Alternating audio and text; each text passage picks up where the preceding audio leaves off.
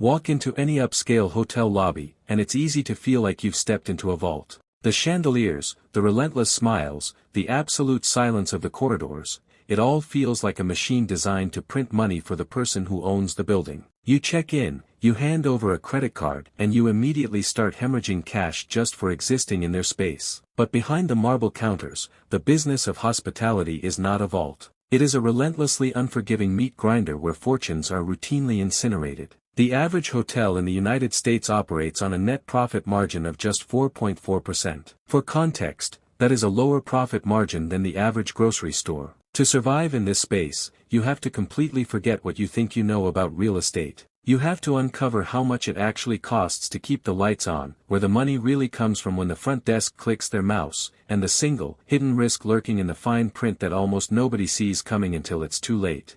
Buying a hotel isn't like buying a house. It's closer to building a small city. Take a standard, mid-scale, 100-room property. You aren't just buying bricks. You are buying a commercial kitchen, a massive commercial laundry facility, a redundant HVAC system, and a miniature water treatment plant. To construct this from the ground up on a piece of prime commercial real estate, you are looking at a starting price tag of around $18 million.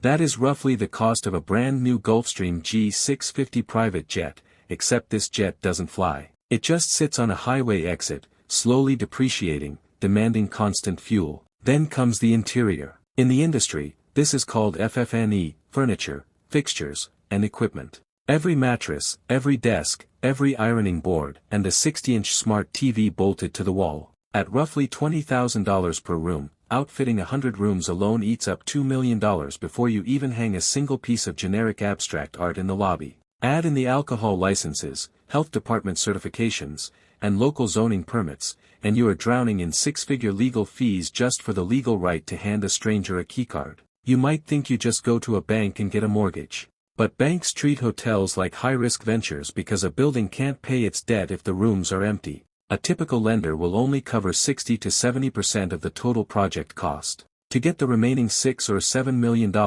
you have to find private equity partners, handing away massive chunks of your future profits before the doors even open. And if you think that $18 million construction number is the finish line, you are dangerously mistaken. You still need working capital. Banks require you to have enough cash in reserve to cover every single operating expense for up to 2 years, assuming 0 guests walk through the door. That's another $3 million locked in a vault, doing absolutely nothing, just waiting for a disaster. By the time the first real guest finally walks into the lobby to complain about the Wi-Fi, a completely unremarkable, mid-scale hotel has easily burned through $25 million. You haven't sold a single cup of coffee, and you are already staring down a mountain of debt. The barrier to entry isn't just high. It is designed to financially annihilate anyone who enters without a war chest. At 3 in the afternoon, the lobby is a theater. The guest standing at the counter thinks they are dealing with a simple transaction. They hand over a card, they get a room. But behind that agent's terminal is a daily psychological chess match that begins at 11 in the morning. This is when the hotel's revenue manager makes their first critical move. They are not just setting a price. They are predicting human behavior. If a local concert just announced its lineup, rates jump 17%. If a competing hotel down the street suddenly drops their price by $20, an automated algorithm retaliates within 4 seconds. The room you thought cost $120 was actually priced 6 times throughout the day based on flight delays, weather patterns, and even how full the parking lot looks on a satellite feed. By 2 o'clock, an invisible army takes over. A 100-room hotel employs roughly 60 to 80 housekeepers, but on any given afternoon, only a fraction are on shift because management runs the staffing on a razor-thin mathematical blade. Each room must be stripped, cleaned, and reset in exactly 28 minutes. Not 30, 28. If a housekeeper falls behind by just 3 minutes per room, the entire evening check-in collapses.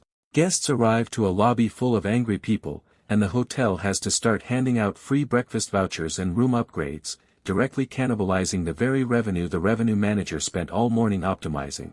Then there is the machinery. A hotel is a 24-hour manufacturing plant where the product is a clean, climate-controlled box. The laundry alone consumes 11% of the total utility budget, running massive boilers that heat water to 160 degrees just to melt away the physical evidence of the previous night. The kitchen has to be ready to produce 300 identical omelets in a 90-minute window, despite the fact that only 12% of guests actually paid for breakfast. The other 88% are eating it for free because it was bundled into their room rate 6 months ago by a marketer who needed a way to make a mediocre property look premium. And at the center of it all sits the general manager, who rarely touches a guest. Their real job is managing a dozen intersecting crises before any of them reach the lobby. A pipe leaking on the 4th floor. A staff member calling in sick. A third-party booking site like Expedia silently swallowing 20% of the reservation revenue. The business doesn't run on hospitality.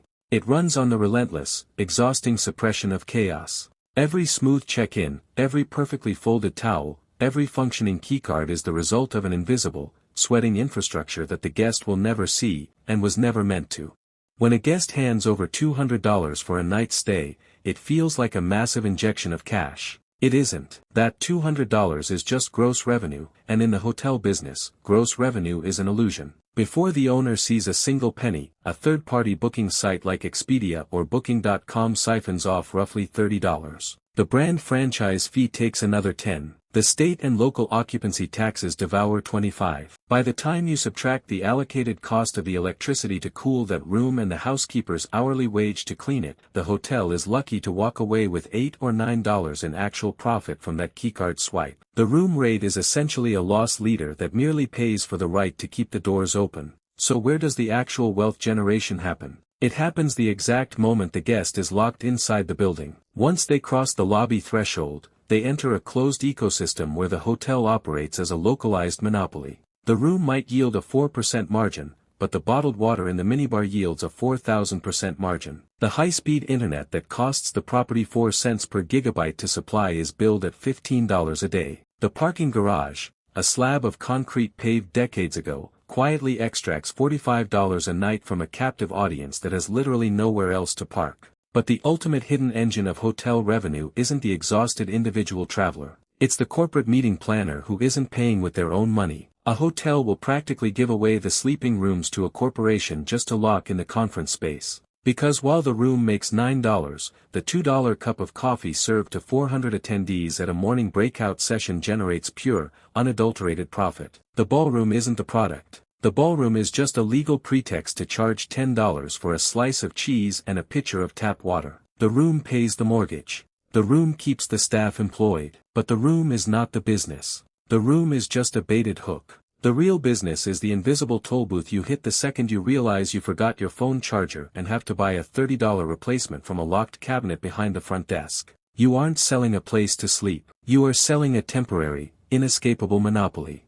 Payroll is the leviathan that eats first. In a full-service hotel, labor consumes nearly half of all revenue. Front desk agents, valets, security, cooks, and the massive army of housekeepers required to turn over a building every 24 hours. You cannot automate empathy when a guest's flight is cancelled at midnight. But right behind labor is an even more ruthless creditor, the bank. On a $20 million property, the monthly debt service alone can easily exceed $80,000. That is nearly $1 million a year vanishing into the void before a single light bulb is purchased or a pillow is fluffed. Then there is the climate. Heating and cooling a massive concrete box that is actively trying to leak air is a staggering financial burn. Utility bills routinely run over $200,000 a year, a number that spikes violently when local governments pass new environmental carbon mandates, forcing owners to retrofit old HVAC systems at a cost of millions. And because the building is occupied by hundreds of strangers every night, wear and tear isn't gradual, it is violent. A shattered shower door, a flooded toilet on the 5th floor, a ruined carpet.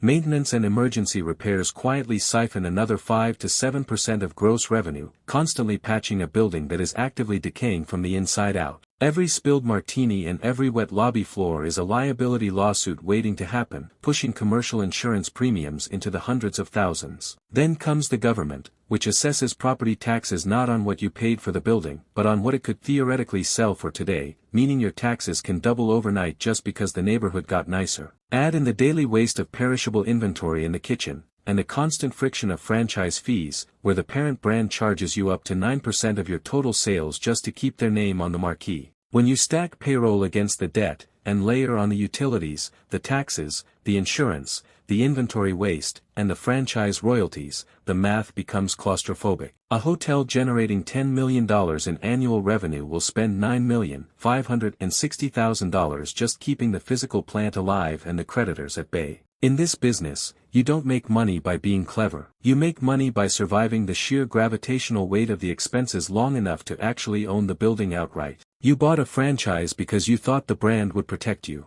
You thought that globally recognized logo on the side of the building was a shield against failure. But buried on page 214 of your franchise agreement is a single clause that acts as a financial guillotine. In the industry, it's known as a PIP, a property improvement plan. Every 5 to 7 years, the parent corporation sends a team of auditors to evaluate your physical asset. They do not care if your carpets are clean or your beds are comfortable. They care if your property matches their newly updated corporate prototype. You might have just spent $2 million renovating your lobby 3 years ago, but if corporate just decided that lobbies must now feature matte black finishes and electronic blinds, your existing lobby is officially deemed obsolete. The franchisor hands you a mandated, 60-page punch list. Replace every mattress. Rip out the parking lot lighting. Reconfigure the front desk to be more millennial-friendly. The average PIP for a mid-scale property costs between $1 and $3 million.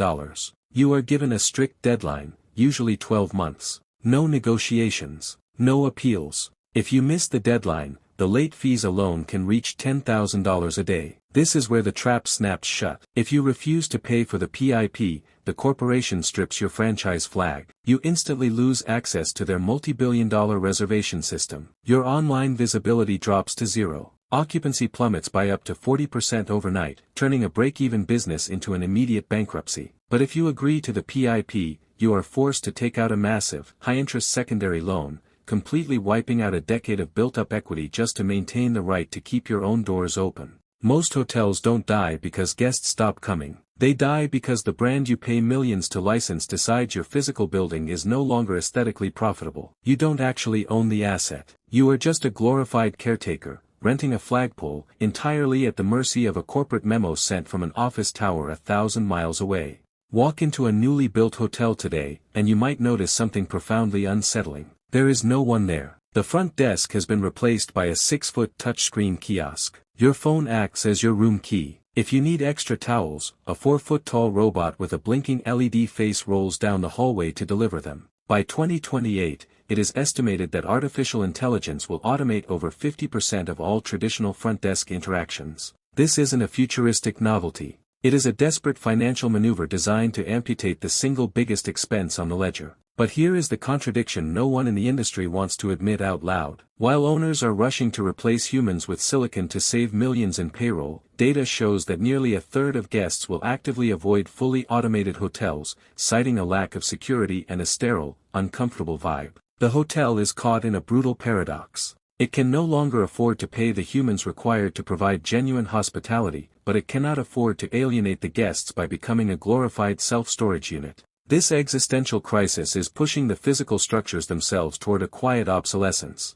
Over the last 3 years, more than 40,000 hotel rooms across the United States have been permanently removed from the market. They didn't go bankrupt. They were strategically executed. Developers realized that in major urban centers, converting a failing, heavily taxed hotel into residential apartments yields a 40% higher return on investment than actually running it as a hospitality business. The building itself is abandoning the industry. The modern traveler has fundamentally mutated. They no longer want a standardized, predictable box that looks exactly like the box they slept in another city. They want an experience, an aesthetic, a localized fantasy. The traditional mid-scale hotel, the exact model that makes up the majority of the market, is being violently squeezed from above by ultra-luxury, and cannibalized from below by short-term rentals. The physical concrete isn't changing, but the economics of what humans are willing to pay for are shifting beneath the foundation, leaving the traditional hotel owner standing in an empty lobby, holding the keys to a machine the world is slowly deciding it no longer needs.